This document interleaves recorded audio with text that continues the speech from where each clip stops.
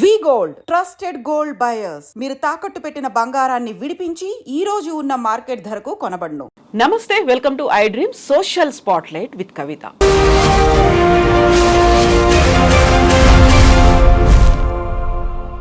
మనలో చాలా మంది డంకీ అనే ఒక హిందీ సినిమా చూసే ఉంటారు. అక్రమంగా వలసలు ఎలా వెళ్ళొచ్చు, అందులోనూ పర్టికులర్గా అమెరికా లాంటి దేశానికి వలస వెళ్ళడానికి ఉన్నటువంటి అక్రమమైనటువంటి మార్గాలు, అడ్డదారుల గురించి చాలా క్లియర్గా చూపించారు. అలాంటి సంఘటనలే వందలు కాదు, వేలు, లక్షల సంఖ్యలో ఇప్పుడు అమెరికాలో జరుగుతున్నాయి. అమెరికా నుంచి మిలిటరీ విమానాల్లో ఆ దేశం వివిధ దేశాలకు అక్రమ వలసదారులని పంపిస్తోంది. అందులోనూ ప్రధానంగా భారతదేశానికి చెందినటువంటి వాళ్ళు 3వ స్థానంలో ఉండడం ఒక రకంగా విస్మయానికి, విభ్రాంతికి కూడా గురి చేస్తున్నటువంటి అంశం. ఇలాంటి విషయాల గురించి మనం మాట్లాడుకోవాల్సినటువంటి అవసరం ఉంది. ఎందుకని ఇలాంటి అక్రమ వలసదారులు అమెరికానే ఎంచుకుంటున్నారు, అమెరికా వాళ్ళని ఎందుకని తిరిగి పంపిస్తోంది, ఏ రకంగా మనం రెస్పాండ్ అవ్వాల్సినటువంటి అవసరం ఉంది, అవగాహన ఎందుకు పెంచుకోవాలి. మనతో పాటుగా ఉన్నారు centre for human security studies founder and American studies మీద డాక్టరేట్ చేసినటువంటి డాక్టర్ రమేష్ కన్నెగంటి గారు. రమేష్ గారు నమస్కారం అండి. నమస్తే కవిత మేడం గారు. రమేష్ గారు, ఇప్పుడు మనం మాట్లాడుకోబోయే అంశం సెన్సిటివ్ అంశం, ఎమోషనల్ అంశం, సొసైటీ పరంగా ఆలోచించాల్సినటువంటి అంశం, ఓవరాల్గా ఒక సీరియస్ అంశం. డొనాల్డ్ ట్రంప్ వచ్చారు, వచ్చిన తర్వాత ఇచ్చినటువంటి ఒక స్టేట్మెంట్, అక్రమంగా అమెరికాకి ఆ వలస వచ్చిన వాళ్ళని మేము తిరిగి పంపించేస్తాము. ఆయన ఆ పని స్టార్ట్ చేశాడు. అయితే ఇందులో ఆశ్చర్యకరంగా ఒక సీరియస్గా కనిపిస్తోంది, మెక్సికో, ఎల్ సాల్వడార్ తర్వాత ఇండియన్సే అక్రమంగా వలస వెళ్ళిన వాళ్ళు 3rd ప్లేస్లో ఉన్నారు. అంటే ఇంత పెద్ద భారతదేశం, ఇంత పెద్ద ప్రజాస్వామిక దేశం, ఇంతమంది చదువుకున్న వాళ్ళు ఉన్నారు, థింక్ ట్యాంక్ ఉంది, బ్రెయిన్ స్ట్రామింగ్ సెషన్స్ అవుతున్నాయి. ఇంత దారుణంగా, ఇంత అక్రమంగా లక్షల సంఖ్యలో అమెరికాకి అక్రమంగా ఎలా వెళ్తున్నారు? ఓకే మేడం, ముఖ్యంగా ఐ డ్రీమ్ వీక్షిస్తున్న వారికి కవిత మేడం సాక్షిగా మేబీ రాబోతున్న భవిష్యత్తులో కూడా ఈ వీడియో ఒక గొప్ప సంచలనం సృష్టించబోతుంది. ఒక గొప్ప సంస్థాపరమైన ఇన్స్టిట్యూషనల్ సొల్యూషన్స్ని మేము ఇప్పుడు కవిత గారు నేను డిస్కస్ చేయబోతున్నాము. ఏమైతే ఇల్లీగల్ ఇమ్మిగ్రేషన్ అంటారా, ఏలియన్ ఇమ్మిగ్రెంట్స్ అంటారా, అక్రమ వలసదారులు అంటారా, పొట్టకూటి కోసం, జీవన భృతి కోసం కాయా కష్టం చేసే కూలీ దగ్గర నుంచి, వైట్ కాలర్ వేసుకున్న బ్లూ కాలర్ ఉద్యోగస్తుల దగ్గర నుంచి, వైట్ కాలర్ ఉద్యోగస్తుల దగ్గర నుంచి అమెరికా లేదా ఇంకా వేరే దేశాలు వెళ్ళటానికి ఎటువంటి కారణాలు ఉన్నవి, ఆర్థిక పరమైన, రాజకీయ పరమైన, సాంఘిక పరమైన, సంస్థాగత పరమైన, లేదా అన్నిటికీ మించి ఆపర్చునిటీస్ పరంగా అవకాశాల కోసము ప్రాణాలకు తెగించి సొంత సంస్కృతిని, సొంత భూమిని, సొంత మరి మమకారంతో పెరిగిన ఒక బ్యూటిఫుల్ స్కూల్ని, కాలేజీని వదిలేసేసేసి, దేశాన్ని వదిలేసేసి వేరే దేశానికి ప్రాణాలు తెగించి వెళ్ళి మంచి బ్యూటిఫుల్ భవిష్యత్తు కోసం వెళ్దామనే ఒక ఆశతో వెళ్తున్న వాళ్ళకి మీరు అన్నమాట, ముఖ్యంగా దీన్ని మానవుడు రెండు అంశాల మీద తన యొక్క జీవనాన్ని సాగిస్తాడు మేడం. మన ప్రేక్షకులు కూడా అగ్రీ చేస్తారు. ఒకటి భయము, రెండోది ఆశ. Fear and hope are the two important human emotions or human factors that drive a human being to do. You are doing certain things because you are either fearful of doing it, or you are doing certain things because you are hopeful of achieving something. So ఈ భయము, ఆశ అనే ఈ పోరాటంలో మనిషి తనను తాను ఆవిష్కరించుకోవటం కోసం ఎలలు దాటి, సప్త సముద్రాలు దాటి వేరే దేశాలు వెళ్తున్న పరిస్థితులు మనం ఒక్కసారి పునరావర్తనం చేసుకుంటే ఎందుకు వెళ్తున్నారు? ముఖ్యంగా భారతదేశం 140 crores పాపులేషన్తో, $3.5 to $4 trillion ఎకానమీతో, 29 రాష్ట్రాలతో విరజిల్లుతా, మరి కేంద్రపాలిత ప్రాంతాలతో, 15,000 కిలోమీటర్ల ల్యాండ్ బోర్డర్తో, 11,098 కిలోమీటర్ల కోస్టల్ బోర్డర్తో, 9 coastal states, 4 union territories, 140 crores, 16 to 17 major languages, and many religions, regions, cultures, caste, creed, వివిధ రకాల lower middle class, upper middle class, rich, ultra rich, neo rich, digitally haves, digitally have nots. If this is India, ఒక మిశ్రమం complete a mosaic of flowers or a fruit salad bowl. ఇది భారతదేశం ఈ రోజున. 197 దేశాలు ఉంటే ఇండియాతో పాటుగా ప్రపంచంలో భారతదేశం ఒకటి. కానీ ల్యాండ్ ఆఫ్ బుద్ధతో స్టార్ట్ అయ్యి బుద్ధ భగవానుడి యొక్క మధ్య మార్గంతో స్టార్ట్ అయిన ఈ భారతదేశము, అంటే ఆ విధంగా థాట్ ప్రాసెస్ మనము ఎందుకు వెళ్తున్నాం అని చూసుకున్నప్పుడు, నిరుద్యోగము, సమ్టైమ్స్ అన్ఎంప్లాయ్మెంట్, సమ్టైమ్స్ కాదు, most of the times it is unemployment, it is for better livelihood, better opportunities to realise your potential. నీ ప్రతిభా పాఠవాలని వేరే గడ్డ మీదకి వెళితే, వేరే దేశంలోకి వెళ్తే నీ యొక్క ప్రతిభకి ఆకాశమే హద్దు అనే విధంగా కుల మత ప్రాంత భేదాలకి భిన్నంగా ఎదగొచ్చు అనే ఒక ఆశ. ఆ ఆశ ఎంతవరకు నిజమో అబద్ధమో అనేది ఇప్పుడు మనం విశ్లేషణ చేస్తాం. కానీ ఆశ ఏంటంటే ఇది ఆశ, ఆకాంక్ష ఏంటంటే ఇది ఆకాంక్ష. ఇక్కడ నేను, నా తాత తండ్రులు, నా ముత్తాతలు, నా ఫ్యామిలీ మెంబర్స్ పేదరికంలో అల్లాడుతున్నారు, నిరుద్యోగంతో అల్లాడుతున్నారు, నిరక్షరాస్యతో అల్లాడుతున్నారు. నేను కనీసం నేను చనిపోయే లోపలైనా నా వంశాన్ని, నా కుటుంబాన్ని, నా సమాజాన్ని ఒక మంచి స్థాయిలోకి ఆర్థికంగా సామాజికంగా తీసుకువెళ్ళాలి అంటే నేను సాహసం చేయాలి. ఇగో అంతకనే టీషర్ట్ వేసుకున్నా, రైజింగ్ విత్ కరేజ్, అంటే ధైర్యమే సాహసమే పెట్టుబడిగా నేను ముందలకు వెళ్ళాలనుకుంటున్నాను అనే ఒక మైండ్ సెట్తో, this is the mind set that a person from India or a citizen from India, ఒక భారతీయ నాగరికుడు ఆలోచించే విధానం ఇది, సగటు భారతీయుడు. ఇక్కడ ప్రాబ్లం ఎక్కడ వస్తుందంటే ఆలోచనలో తప్పులేదు, వాళ్ళ ఆకాంక్షలో తప్పులేదు, వాళ్ళు చేయాలనుకున్న దాంట్లో తప్పులేదు. తప్పు ఎక్కడ వస్తుందంటే సజ్జన సాంగత్యము, అంటే ఎలాంటి వారితో నువ్వు ఎంచుకుంటున్నావు నీ యొక్క డ్రీమ్ని, నీ యొక్క గోల్ని, నీ యొక్క కళని నిజం చేసుకోవటానికి, సాకారం చేసుకోవటానికి ఎవరిని నువ్వు తోడుగా తీసుకున్నావు నీతో పాటు అనే దాని మీదే ప్రాబ్లం వస్తుంది. షార్ట్కట్లో వెళ్ళి విజయం సాధించాలంటే విజయలక్ష్మి అన్నిటిని పరిశీలించింది. ఒక విజయాన్ని నువ్వు అందుకోవాలి అంటే నీ యొక్క పట్టుదల, ప్రతిభతో పాటు నీ సహనము, నీ సహనంతో పాటు నీ వ్యక్తిత్వము, నీ వ్యక్తిత్వంతో పాటు నువ్వు ఎంచుకునే మార్గము, నీ దశానిర్దేశం జరుగుతుంది మేడం. ఇంత లోతుగా ఆలోచించి నువ్వు భారతదేశం వదిలి వేరే దేశం వెళ్ళాలి అంటే నువ్వు ప్లాన్ చేయాలి, ప్రిపేర్ అవ్వాలి, పర్స్పైర్ అవ్వాలి, అండ్ దెన్ ఇన్స్పైర్ చేయాలి జనాల్ని. Plan, prepare, perspire and inspire అనే ఒక 4 ప్రణాళికలు వేసుకొని దాని ప్రకారం నువ్వు ఏ కంట్రీ వెళ్ళాలి, let's say United states of America. ఎందుకు వెళ్ళాలనుకుంటున్నాను, మధ్యవర్తులు ఎందుకు, నాకు డైరెక్ట్గా నేను అమెరికన్ గవర్నమెంట్కి సంబంధించిన ప్రాసెస్ని ఫాలో అయ్యి department of homeland security DHS, లేదా మీకు అర్థం కాలేదు, మీ ఊళ్ళో వాళ్ళు, మీ చుట్టుపక్కల వాళ్ళు చెప్తారు, అదే పలానాడు దగ్గరికి వెళ్ళి వాడంట ఒక 20 లక్షలు పెడితే అమెరికా వెళ్ళిపోయాడంట అంటారు, లేదా 30 లక్షలు పెడితే అమెరికా వెళ్ళాడంట, శాశ్వతంగా అక్కడ కోట్లు సంపాదిస్తున్నాడంటే ఇక్కడ పంపిస్తున్నాడంట. సో ఇందులో ఎంతవరకు నిజం ఉంది, ఎంతవరకు నిజం లేదు, ఎన్ని మనము మన కర్మలు బట్టి, మనం చేసే స్నేహాలను బట్టి చాలా తప్పుదారి పట్టే అవకాశాలు ఉంటాయి. కాబట్టి రాజమార్గం ఎన్నుకోండి, లేట్ అయినా పర్లా కానీ రాజమార్గం ఎన్నుకోండి. రాజమార్గం ఏంటి, అమెరికన్ గవర్నమెంట్కి సంబంధించిన వెబ్సైట్ ఓపెన్ చేయటము, అందుట్లో immigration and customs enforcement, ice జనరల్గా చల్లగా ఉంటుంది, కానీ ఇప్పుడు తగులుతున్న ఐస్ చాలా హాట్గా ఉంటుంది.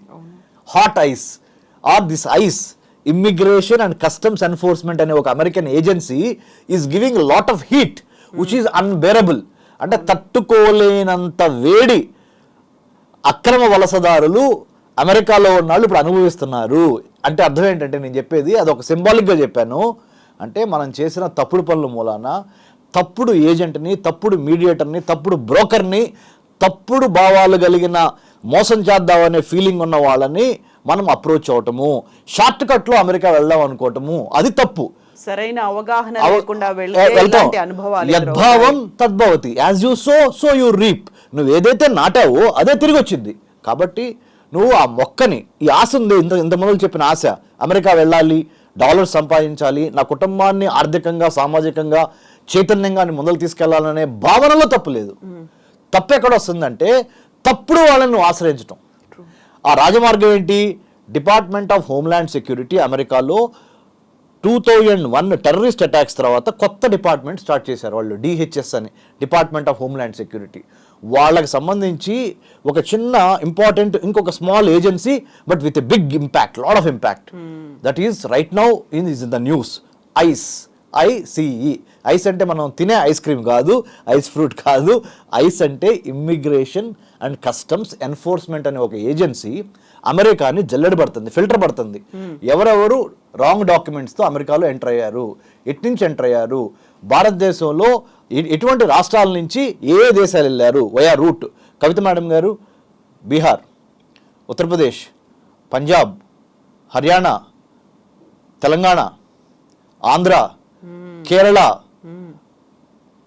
గోవా, వెస్ట్ బెంగాల్, ఈ ప్రామినెంట్ ఈ ప్లేసెస్ ఇప్పుడు ఏవైతే మెన్షన్ చేశానో, మహారాష్ట్ర ఏవైతే మెన్షన్ చేశానో, ఇవి ఏం చేస్తున్నాయి, touts or mediator or broker or మధ్యవర్తి సంప్రదించి వాడికి 40 లక్షలు 50 లక్షలు ఎంతైతే అంత వాళ్ళు అడుగుతున్నారు. వాళ్ళు ట్రాప్ చేస్తారు. ఎట్లా ట్రాప్ చేస్తారు తెలుసా?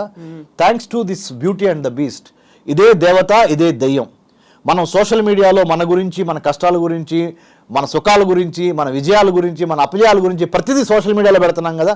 దీన్ని చక్కగా వాళ్ళు గమనిస్తున్నారు. గమనించి వాళ్ళు ప్రాపర్ స్టడీ చేస్తున్నారు. Plan, prepare, perspire and inspire అనే 4 రకాల మోడల్స్ చెప్పానే, అది మనం చేయాల్సింది.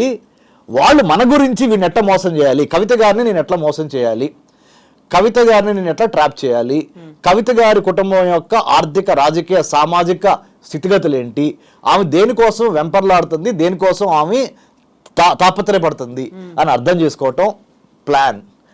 Then I will prepare according to the plan. If she is having that kind of plan, let me prepare to trap her. How to trap her? By going through her social media profile. దయచేసి iDream సాక్షిగా my sincere request to the youth of this country and also other educated or not so educated people, చదువుకున్న వాళ్ళకి అందరికీ నేను ఒకటి విజ్ఞప్తి ఏంటంటే, మీకు మీ ఎమోషన్స్ని షేర్ చేసుకోవాలనే ఆ ఉద్విగ్న భరిత క్షణాలు ఉంటాయి. ఎంతో కష్టపడితే కానీ ఆ ఎమోషన్ రాదు, విజయం. ఆ విజయాన్ని షేర్ చేసుకునే ప్రాసెస్లో మనం ఏం చేస్తామంటే we spin all our beans. అంటే మన దగ్గర ఉన్న సమాచారం మొత్తం సోషల్ మీడియాలో ఎక్కిచ్చేస్తాం. దాన్ని ఈ టౌట్లు, ఈ మధ్యవర్తులు, ఇది ఒక ఎత్తు. ఇంకొకటి చెప్పండి, ఇంకొక స్టెప్ మేడం. ఇదే సమాచారాన్ని, మన సమాచారాన్ని ఇక్కడ అమెరికాలో ఉన్న department of homeland security, ice, immigration and customs enforcement agency and FBI, federal bureau of investigation, అన్ని other agencies in the law enforcement agencies are also observing. They observe. God is there, but God is not visible every day. But God is watching. So ఎలా అయితే అలానో దేవుడు ఎట్లయితే కనపడకుండా మొత్తాన్ని పరిశీలిస్తూ ఉంటారో, భూప్రపంచాన్ని, మిమ్మల్ని, నన్ను, మన ఆలోచనలు కూడా దేవుడు తెలుసుకోగలడో, అలానే ఈ దొంగలు ఎవరైతే ఉన్నారో, ఈ మోసగాళ్ళు ఎవరైతే ఉన్నారో, వాళ్ళు మిమ్మల్ని ట్రాప్ చేయడానికి మీ వెనకే హచ్ కుక్కలాగా, డాగ్ లాగా ఫాలో అవుతూ ఉంటారు. మనకు అర్థమయ్యేటట్టు చెప్తానికి. So we what should we do? There are 2 things Kavitha madam గారు. ఒకటి, గవర్నమెంట్లు ఏం చేయాలి? ఓకే, ఇవాళ 2025 ఫిబ్రవరి 7వ తారీఖున Kavitha and doctor Ramesh in the iDream studio in Hyderabad we are having a conversation or a సంభాషణ ఆన్ అక్రమ వలసదారులు భారతదేశం నుంచి మెక్సికో ద్వారా, చిలీ ద్వారా, హోండురస్ ద్వారా, లేకపోతే ఇంకేదైనా ఆఫ్రికన్ కంట్రీ ద్వారా ఇలా ఎక్కడెక్కడొక్కడికో తిరిగి అమెరికాకి ఎట్లా వెళ్ళాలి అనే దాని మీద ఒక సంభాషణ. వెళ్ళి చిక్కుకున్నారు, ఇవాళ ఇబ్బందులు పడుతున్నారు, వాళ్ళని బేడీలేసి అమెరికా నుంచి మిలిటరీ విమానంలో ఇండియాకు పంపించారు. మన భారత ప్రభుత్వం ఏం చేస్తుంది, మనకి ఎందుకు సైలెంట్ గా ఉంది, ఏం చేయలేకపోతున్నారా అంటే మనం అంత చేతగాన దద్దమ్మలా వేరే దేశంలో నియంతృత్వ పోకడలతో అమెరికాకు అంత బలిసిందా? మనం అంటే ఇది లాంగ్వేజ్, కొలోకియల్ లాంగ్వేజ్ మాట్లాడేది.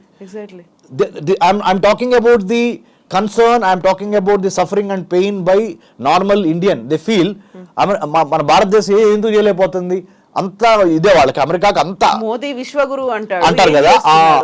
ఇది ఒక పార్ట్. ఎమోషనల్ గా మన వాళ్ళ మీద జరుగుతున్న దాన్ని మనం రియాక్ట్ అవుతున్నాం. సేమ్ యాడిస్టిక్ ని మనం అప్లై చేద్దాం. భారతదేశంలోకి అక్రమంగా బంగ్లాదేశ్ నుంచో, పాకిస్తాన్ నుంచో, లేకపోతే వేరే కంట్రీస్ నుంచో వచ్చి అక్రమంగా ఇక్కడ ఉంటుంటే వాళ్ళని పంపించడానికి భారతీయ పౌరులుగా మనము, ప్రధానమంత్రి మోడీ గారు ఈ పని చేస్తే, అక్రమ వలసదారులను ఇండియా నుంచి వేరే దేశాలకు తిరిగి పంపించేసేస్తే ఎందుకు వాళ్ళు కొంతమంది క్రిమినల్ యాక్టివిటీస్ చేస్తున్నారని, కొంతమంది టెర్రరిస్టులుగా, కొంతమంది మిగతా యాంటీ సోషల్ ఎలిమెంట్స్గా మారుతున్నారని మనకి సమాచారం ఉంది కాబట్టి మన ఇంటెలిజెన్స్ బ్యూరో నుంచి, మన రీసెర్చ్ అండ్ అనాలిసిస్ వింగ్ నుంచి, that's why prime minister Modi and his council of ministers have taken a decision to send illegal aliens or illegal immigrants or అక్రమ వలసదారులు ఇన్ ఇండియా అనుకుందాం. ఈ సినారియోలో మన మోడీ గారు చేసినప్పుడు మనం సంతోషిస్తామా, లేకపోతే మోడీ గారిని తిడతామా? అంటే ఐఎమ్ నాట్ ట్రైంగ్ టు సే మోడీ గారు నేను పొగడట్లా.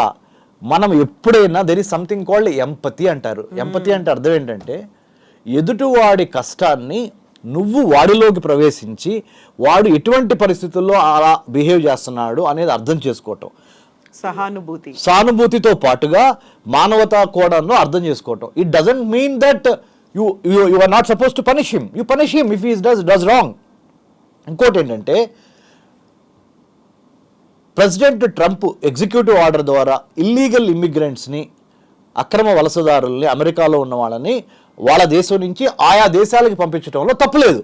బట్ ఎక్కడ తప్పు వస్తుంది, అదే ఇప్పుడు మనం పాయింట్అవుట్ చేస్తుంది. The way that you give the message to others by locking their hands, handcuffing and doing, కాళ్ళకు కట్టేసి, you are using all the iron chains to put them into the prisoner's dilemma లాగా, ఒక prisoner లాగా, ఒక ఖైదీ లాగా పంపిస్తున్నాం. అది ఎంతవరకు కరెక్ట్ అనే విషయం మీదే మనం ప్రతిస్పందిస్తున్నాం. కానీ అక్రమ వలసదారులను పంపించొద్దని కానీ, డాక్యుమెంట్లు లీగల్గా లా ఆఫ్ ద ల్యాండ్ అంటే చట్టాన్ని, న్యాయాన్ని, ధర్మాన్ని, ఆ దేశానికి సంబంధించిన దాన్ని ఫాలో అవటంలో మన ప్రధానమంత్రి అట్లానే చేస్తారు, ఆ ప్రెసిడెంట్ అట్లానే చేస్తారు, చెయ్యాలి, అది వాళ్ళ ధర్మం. నేను ఈ సీట్లో కూర్చున్నాను కాబట్టి as a head master, if I'm not taking care of the school premises, who is the wrongdoers, what is what, then I will be a weak man. I can't manage the school. At the same time, me being the headmaster, sitting in the same chair, managing my school affairs, should not cross my limits, should not cross my human standards. I should not behave like an inhuman being. I should not mete out very disrespectful things to others. Even though he has done wrong, you need to have certain kind of empathy. There is a way to punish, there is a civilized manner to inform to the people. Handcuff cheyakunda you send people from America to India or to any other country, handcuff cheyalsina avasaram emi ledu. Ala cheyakunda పంపించి వాళ్ళ మీద ban పెట్టండి. Never ever again you will have a right to enter my country అనే ఒక ban పెట్టండి వాళ్ళ మీద. అంటే మీరు సింబాలిక్గా తప్పు చేస్తే ఎవరైనా క్షమించము, ఉపేక్షించము అని చెప్పాలనుకుంటే హ్యాండ్ కఫ్స్ ద్వారా చెప్పాల్సిన అవసరం లేదు. There are ways. Already you are deporting. You send a notice to the government, whichever the government in the world, your citizen, we found that he has made these kind of illegal things in my land. So next time henceforth or therefore I will be very careful అని ఒక civilised democratic way or very subtle way, sometimes obvious way, but no need to handcuff. Exactly. ఇప్పుడు no need to, అంటే you are not they are not terrorist. Even though they are terrorist, what I'm trying to say is, మనము we should definitely, Kavitha madam గారు, we should definitely, whoever has done wrong, put them behind bars. కానీ ఆ bar అంటే జైల్లో పెట్టబోయే ముందల వాళ్ళకి సంబంధించి వాళ్ళు చేసిన తప్పుల్ని వాళ్ళకి కరెక్షనల్ డిపార్ట్మెంట్ అంటారు. Police department is called correctional department. They have to correct it, సరిదిద్దాలి. I'm not saying you have to be entire non violent, entirely you have to be very very nice to a very ugly creature. I'm not asking, I'm not saying టెర్రరిస్టులకి నువ్వు వెళ్ళి నీతి వాక్యాలు చెప్పమని అనట్లా. Carrot and stick policy అంటారు. ఎక్కడైతే carrot ఇవ్వాలో అక్కడ క్యారెట్ ఇవ్వండి, ఎక్కడైతే కేన్ ఉపయోగించాలో కేన్ ఉపయోగించండి. What I'm trying to say is, what kind of message are you giving to the rest of the world is, okay, don't enter into my country. You are not supposed to come into my country without proper documentation, without proper authorization, without proper F1 student visa, or without some H1 visa, without their permission.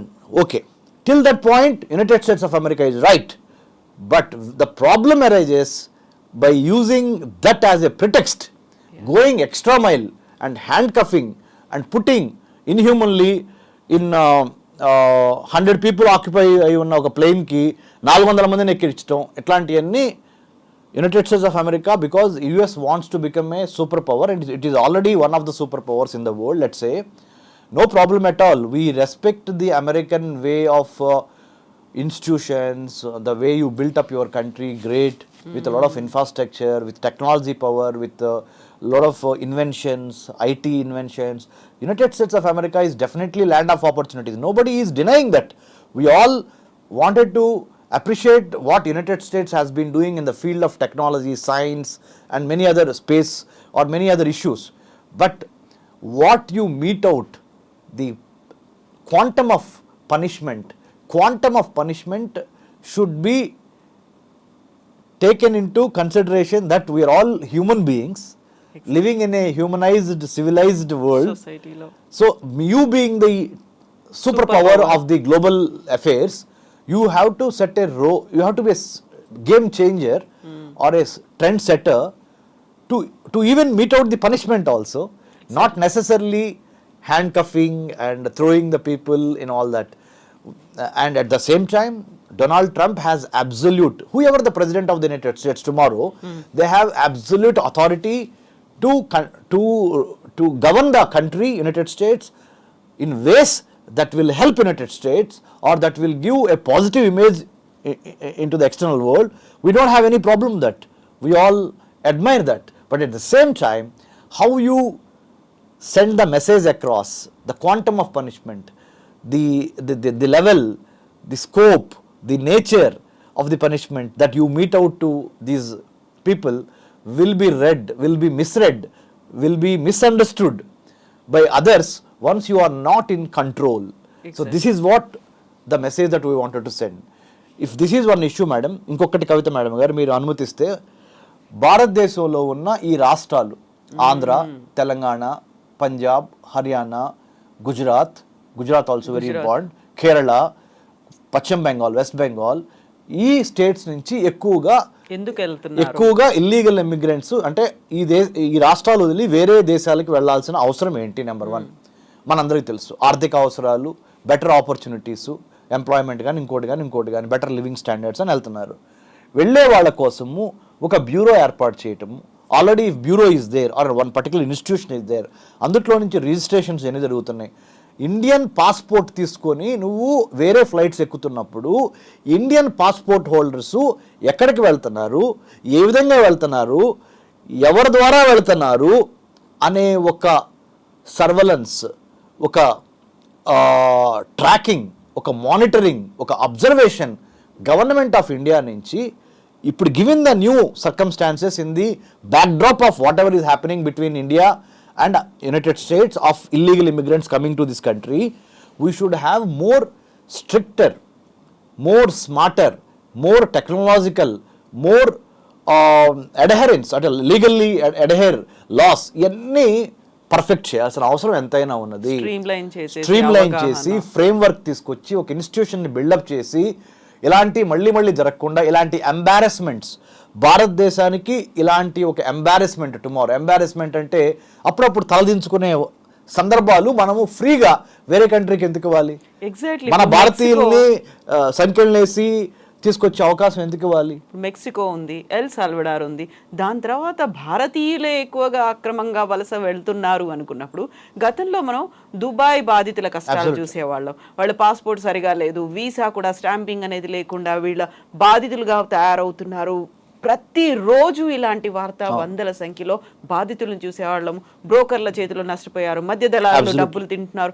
ఇప్పుడు అదంతా America, దీన్నేమో stream line చేశారు. Dubai ఇలాంటి Gulf కష్టాలు అనేవి ఈ మధ్య కాలంలో ఇలా తగ్గాయి. వెళ్ళిన తర్వాత అక్కడ పడుతున్నటువంటి కష్టాలు వేరు, అక్కడ ఉన్నటువంటి యజమానుల ద్వారా కష్టాలు. బట్ ఇక్కడ అక్రమంగా పంపించే వాళ్ళ దగ్గర నుంచి బాధితులకు కొంచెం తగ్గారు. బట్ అమెరికాకు వెళ్తున్న వాళ్ళ సంఖ్య మాత్రం అలాగే ఉంది. అక్కడేం జరగాలి? అదే మేడం, ఈ టెక్స్ట్ కాంటెక్స్ట్ మీరు పర్ఫెక్ట్ క్యాచ్ చేశారు. If we could do justice to our victims from India going to Gulf, domestic వర్కర్స్గా లేదా కన్స్ట్రక్షన్ సైట్ వర్కర్స్గా గల్ఫ్ దేశాలకు వెళ్ళి, అంటే ముఖ్యంగా దుబాయ్, యునైటెడ్ అరబ్ ఎమిరేట్స్లో ఉన్న దుబాయ్ కానీ, అబుదాబి కానీ, ఇంకొద్ది పైకి వెళ్ళి ఖతారు, Oman, Muscat, Saudi Arabia, Iran, ఈ ప్రాంతాలకి మన వాళ్ళు కొన్ని లక్షల సంఖ్యలో గత 50-60 ఏళ్లలో వెళుతున్నమాట వాస్తవం. వాళ్ళు వెళ్ళి చాలామంది వైలెంట్, అంటే అక్కడ చేసే హింసకి, అక్కడ చేసే అన్యాయానికి గురవుతా చాలామంది గల్ఫ్ బాధితులు వీడియోలు పెట్టి, సార్ మమ్మల్ని భారతదేశం తీసుకొచ్చేసేయండి, పొరపాటున ఇక్కడికి వచ్చాము అని చెప్పిన సందర్భాలు మన ప్రభుత్వాలు ప్రొయాక్టివ్గా, ఒక్కోసారి రియాక్టివ్గా, ఒక్కోసారి లేటుగా రియాక్ట్ అయ్యి తీసుకొచ్చిన సందర్భాలు ఉన్నాయి. అలానే ఇప్పుడు అంటే అభివృద్ధి చెందని దేశాలైన కొన్ని కంట్రీస్కి ఎట్లయితే మనము ఇప్పుడు ఫ్రేమ్వర్క్ తీసుకొచ్చామో, ద మోస్ట్ అడ్వాన్స్డ్ కంట్రీగా పేరొందిన అమెరికాకి కూడా ఇప్పుడు మనం ఏం చేయాలి అంటే, అమెరికా వెళ్ళే ఇండియా నుంచి అమెరికా వెళ్ళే వాళ్ళ మీద భారత ప్రభుత్వము, రాష్ట్ర ప్రభుత్వాలు ఒక separate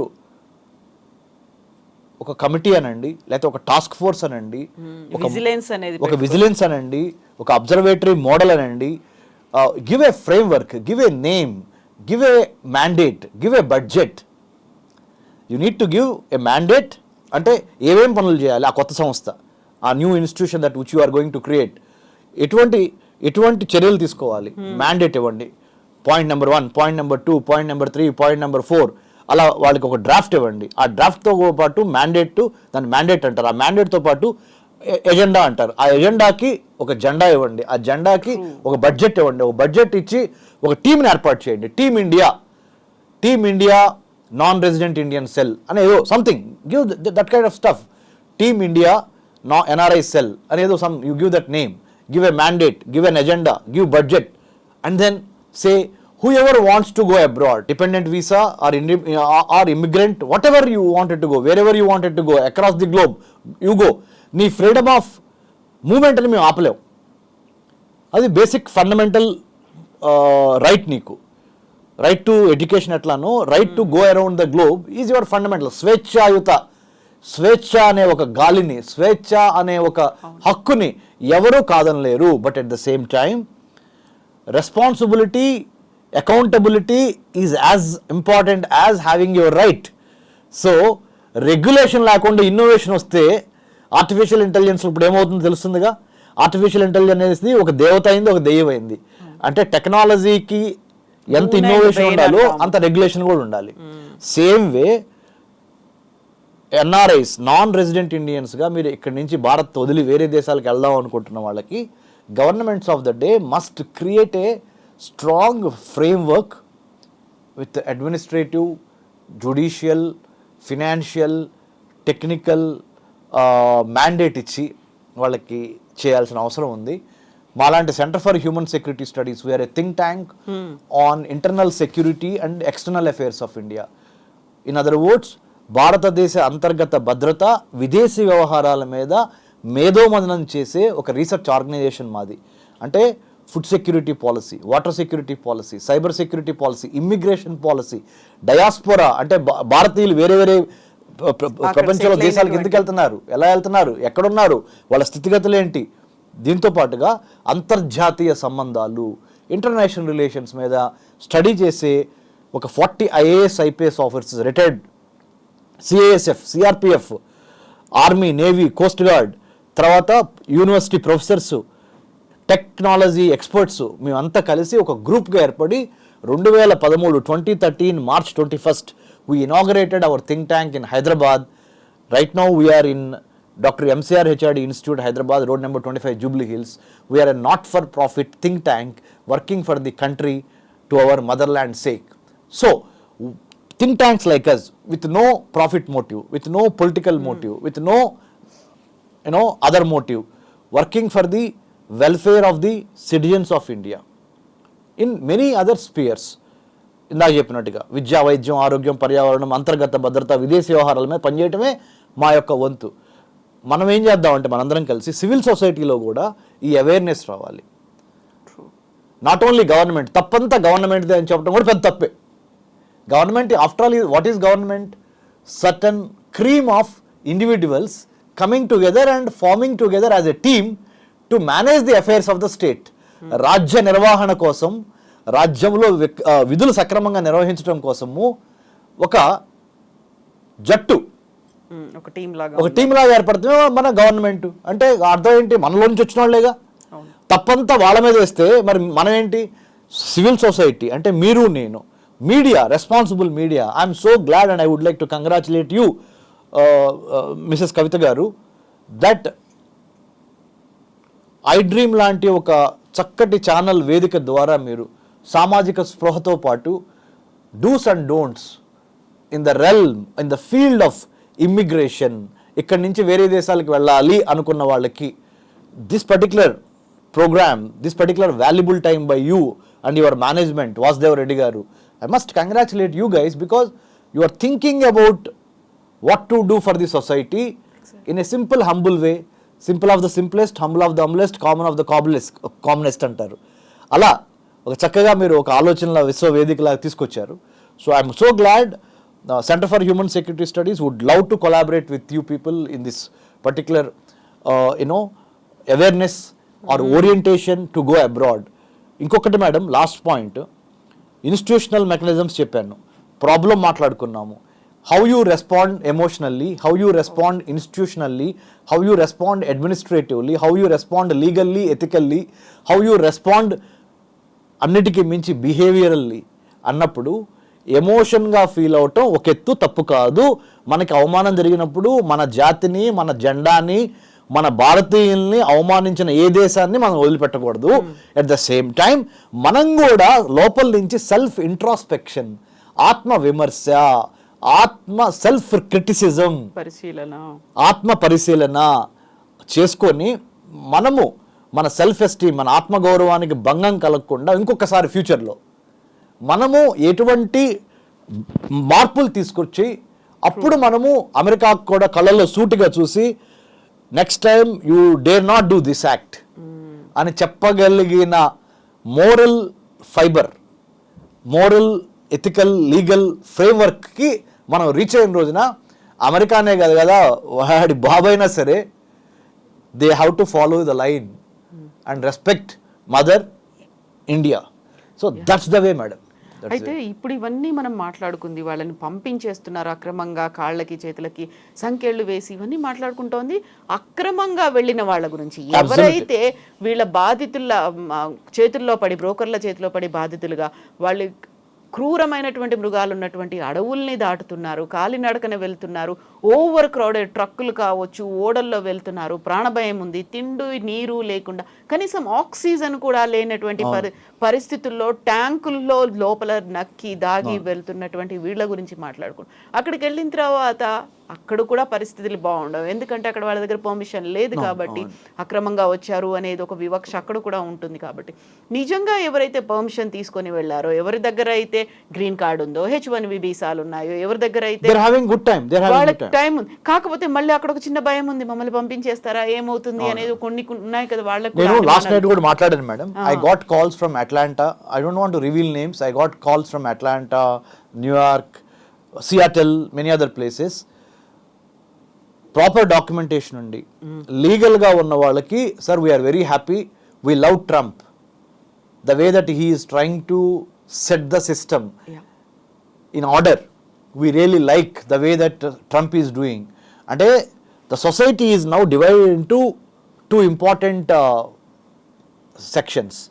Section A, who are on the right side of the law, who are the law abider, whoever is the taxpayer, whoever is having a proper documentation in the United States of America. You have a F1 student visa or L1 visa, intra-company visa, or M1 vocational study visa, or H1B, a work permit, or H4 or the dependent visa or outstanding visa. Whoever is having the papers correct, legally binding, they are saying, hey, Trump is a great guy, we love him because he is trying to eliminate all the rut, all the anti-social, anti-national or law breaking people. They are being thrown out by Trump. We love him, man, he's a great guy, he speaks his mind. This is what Section A, people in the United States of America. Section B in the United States of America are saying, hey, we are in the process of trying to assimilate and adapt to the new conditions in America. we take little more time. We have all the papers, but they are in the process. They are in the process. From F1 to H1B, the process.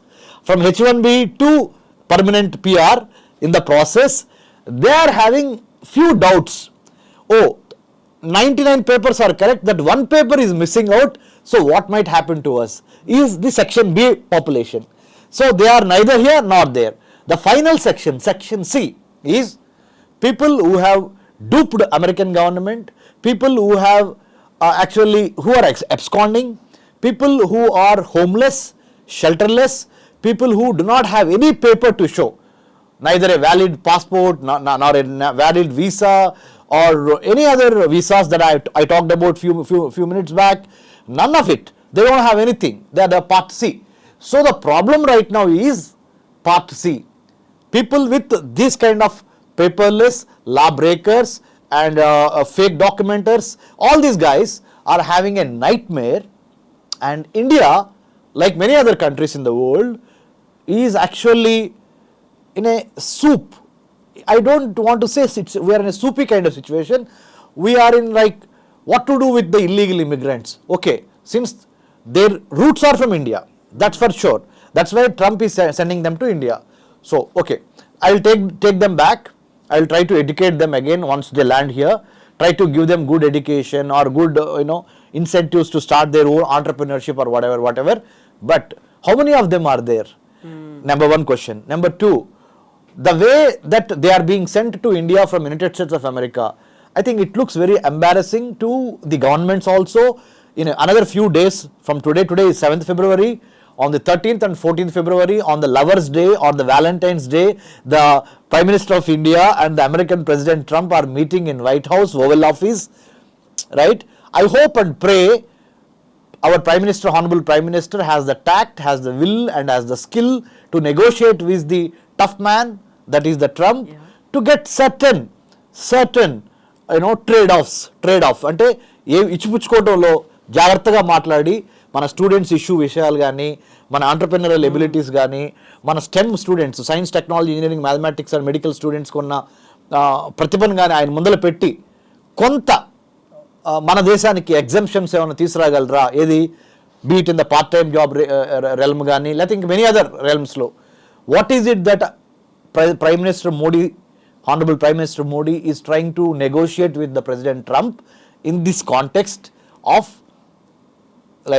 all these unsavory, unpalatable issues are happening, be it in the diplomatic front, military front and student visa front. I think we have to pray. I think Prime Minister Modi is also very tough and he is very, very capable. He has proved a number of times that he is capable of handling things and breaking the ice and then getting very positive and productive things for India. Exactly. So he has been showing it. So I think we have to wait and see what's going to come. Given my strategic or given my American studies knowledge or readings or my interactions with the American government, Indian government officials in the external affairs of India and United States, what I could sense is that I told you in the earlier interviews also, 100 days, first 100 days of Trump, it's going to be very challenging because very crucial because he wants to prove a point. ఆయన ఒక పాయింట్ని prove చేయాలనుకుంటున్నారు. అమెరికాని light తీసుకోవద్దు, America China దెబ్బకి కుదేలెత్తింది, America China యొక్క ఇచ్చే పోటీదారానికి నిలబడటానికి మాకు చాలా కష్టమేస్తుంది అనే ఈ ఫీలింగ్స్ అయితే ఏమున్నాయో వాటిని సెటరేట్ చేసి let's make America great again అనే ఒక నినాదంతో ఆయన రెండోసారి అసలు ఆయన గెలుస్తారని ఎవరు అనుకోకపోయినా అత్యంత మెజారిటీతో గెలిచి 70 సంవత్సరాల పైబడిన వయసులో ఆయన almost reaching about 80, I think 78, something like that. Still he's telling that America is an exceptional country అని ప్రూవ్ చేయడానికి ఆయన సామధాన భేద దండోపాయాలన్నీ by hook or by crook let's make America great again is what President Trump is trying to tell his own domestic audience and also audience abroad in other countries or other countries in the world, that America is not a waning power, America is a rising power, and also it has risen to a level where it has got the coveted title called an exceptional country, United States of America. That American exceptionalism should not hamper the relationship of America with other countries in the world. That is what the Trump has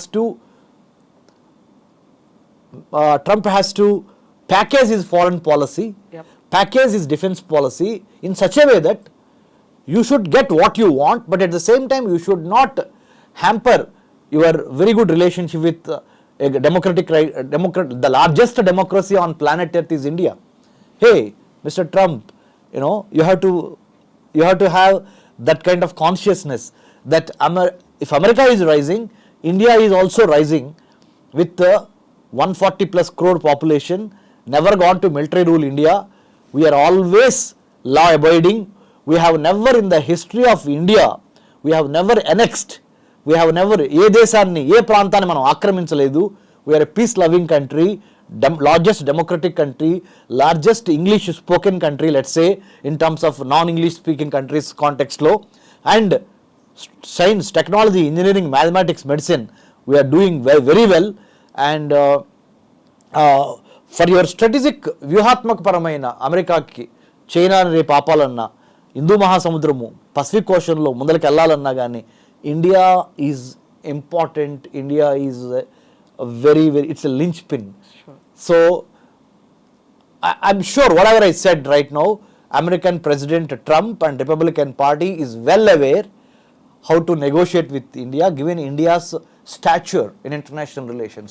I think I hope and pray things will be normalized after 100 days from today between India and United States, and also United States and the rest of the world, because first 100 days Trump is on fire. So India, we are doing very well. Trump loves India, definitely. So Trump loves Modi, our honorable Prime Minister. They have a good bonhomie. So I think in the days to come, Kavita Garu, the dust will settle. Exactly Dust will settle. Yeah. Thank you so much అండి. బోల్డ్ అని అనుమానాలు అయితే ఉన్నాయి. ఇంత దారుణంగా ప్రవర్తిస్తారా ఒక అతిపెద్ద దేశం లేకుండా అతిపెద్ద ప్రజాస్వామిక దేశం వీళ్ళ పట్ల అనేది. సో నిజంగా మనలో నిజాయితీ ఉండాలి, సరైన మార్గాన్ని ఎంచుకొని వెళ్తే ఎలాంటి ప్రాబ్లం ఉండదు. And the only condition is వాళ్ళు పెట్టేటువంటి కండిషన్స్, సో వాళ్ళకు ఉన్నటువంటి నియమాలను మనం ప్రాపర్గా ఫాలో అవుతే చాలు.